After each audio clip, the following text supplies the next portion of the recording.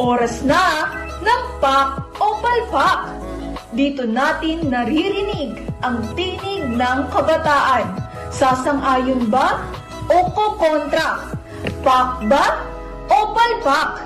Makinig, mag-isip at mag-react dahil mahalaga ang opinyon mo. Matimbang ang boses mo. Pak o palpak?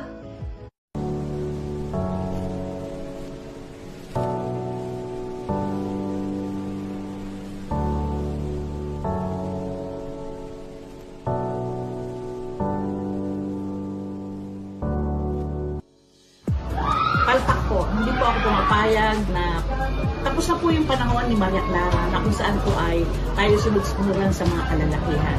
Ito po ang panahon na dapat na tayong tumayo ang mga kababaihan na ibig sabihin, tumayo sa ating mga kinalalagyan para sabihin po ang ating mga saloobin. Pero hindi po ibig sabihin nito ay nakikipagkumpetensya tayo sa mga kalalakihan. Dapat po yung tinatawag nating smooth o the same and equal parenting. So may karapatan ng mga kalalakihan, meron din tayong karapatan. So tayo po ay nagtutugma, kumbaga bigayan, give and take.